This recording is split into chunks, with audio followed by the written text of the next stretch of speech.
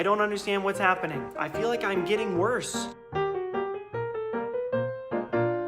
Hey, what's up? I had a student, several actually, and they all had sort of the same problem.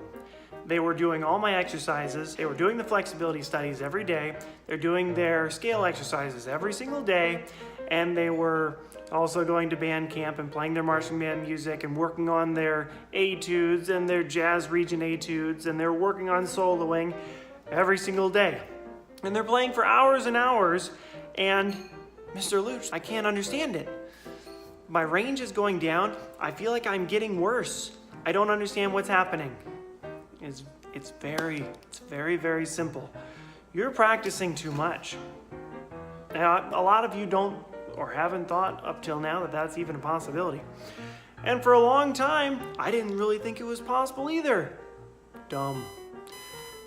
I remember in high school in particular, when I was practicing hours and hours and hours every single day, and just beating up my face and playing as high as I could. And there were times where I would get a little bit better. I felt like, all right, great, I hit this high note that I couldn't play yesterday.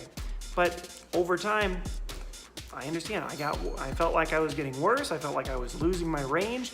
I was losing endurance. I couldn't play as long as I could before. I couldn't understand what was happening because I was working harder and the results were getting worse. I was putting extra practicing in and I was getting worse from it. And because I was getting worse, I thought the answer to my problems was to practice more.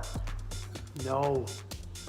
Now, I don't know why I didn't really connect it at the time, because I used to go to the gym on Monday, Wednesdays, and Fridays. And I worked out for 45 minutes to an hour, 3 times a week. The same situation would happen when I started to think, if I'm getting good results 3 times a week, well, why don't I do it 6 times a week? And so I would work out 6 times a week, and for some strange reason, I couldn't understand why my shoulder hurt all the time, why my back always hurt, why I could lift this amount last week, and this week I couldn't lift that much. I was getting weaker. I couldn't understand it. I was working hard and getting weaker. You kind of understand where this is going? Yeah.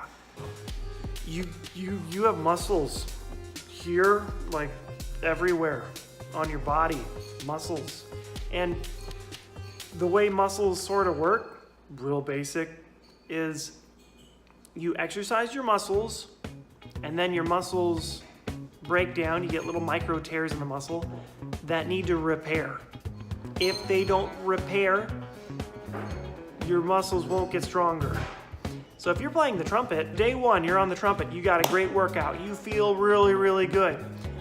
Day 2, you go at it again, just as hard as the day before. Day 3, you try to do the same thing and it's not really working for you.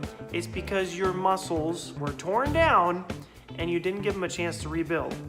You need to rest. And you need to rest in several ways. Number 1, when you're practicing, almost every teacher I took with would say, rest as much as you play. A really easy way to do this is to record yourself practicing. So take one of your etudes, take a song that you're working on, record yourself playing the whole thing, and then listen back to it. You're going to be resting just as much as you played as you're listening back to it. And that way you're not overtaxing these small muscles that we have here around on our face. If you're practicing for 30 minutes, go ahead and rest for 30 minutes. I can't remember who the heck it was, if it was Bud Herseth or one of the great trumpet players. He would practice for 20 minutes, and then he would rest for 20 minutes. He would practice for 20 minutes and rest for half an hour or 40 minutes. Play for 20 minutes, rest for an hour or so, play for 20 minutes, rest for a couple of hours, and every time he practiced, he would rest even longer, and just do 20-minute sessions throughout the day, totaling, I don't know. And for everybody, it's going to kind of depend how much time you have to accomplish all these things, but you can get a couple of hours practicing 20 minutes a day sporadically with lots of rest and space in between, and you get a lot accomplished. You're very productive without overtaxing your face. Now, in a broader sense, if you practice a lot on day 1, you give yourself a good workout, you're definitely feeling it in your face.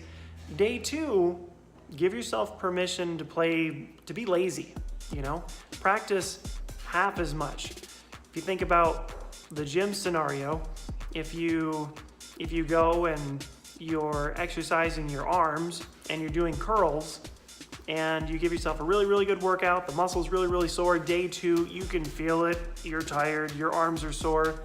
You don't just stop using your arms, right? You're just not going to go about your day lifting things with the same intensity you did the day before. You're still going to use these muscles, but it's not to the same degree that you did the day before. And it's to give your body, give your muscles a chance to recover and rebuild. They're not getting stronger the day that you're wearing out the muscle. Your muscles get stronger on the day that you rest. That's when they build, all right? Now, I'm not recommending that you just don't play completely, although it may come to a point if you've done, a week of solid, hard practicing and your face is just swollen and you're not getting any good results. I've even taken a day off to recover from a really, really heavy playing regimen. That's not always a bad thing to do. But rather than recommending don't playing altogether or not playing altogether, practice long tones, practice the mid to low register of your instrument, work on fingerings. There's a lot of productive things you can do that don't tax the face, all right? And practicing intelligently over the course of a week or so combines exercises that are going to challenge you physically, but periodically. So you challenge yourself physically, you give yourself a good workout, then you give yourself adequate rest, give yourself time to recover. That could be a day or 2 of light playing, of mid to low register playing, or just playing sparingly, giving yourself extra rest in between playing. And then after you've recovered, after your lips feel good, going back and challenge yourself again. And you repeat this sort of routine. That's going to be a little bit different for everybody because of the time you're able to put into it, because of everybody's scheduling is a little bit different. Everybody has a different amount that they can handle on their face, and everybody has different demands of them. Be very aware of how your body's responding to the practice that you're giving it. And if you find that you're putting in more work, you're practicing harder, and you're getting worse results, you probably need to take a break. You probably need to take a look at your practice regimen. Am I overdoing it? If you're underdoing it, you probably know that. If you're not practicing very much and you're getting worse, you probably know that. But if you can't understand why you're getting worse as you're practicing more, you probably need to take a little break. All right? Especially if you're working on all your fundamentals. If you're doing your scale studies, if you're doing your flexibility studies, your slurs, if you're running through all your songs, and playing in marching band and playing really, really loud. It seems really, really obvious when you lay it out there like that. If you have a comment or a question, leave it down below in the comment section. Have you ever had a situation where you feel like you were working harder and harder and getting worse results? If you have a story, let's all learn from each other and build from each other. Leave a comment below. Thanks so much for watching. Feel free to like and subscribe the video, and we'll see you next time. Bye.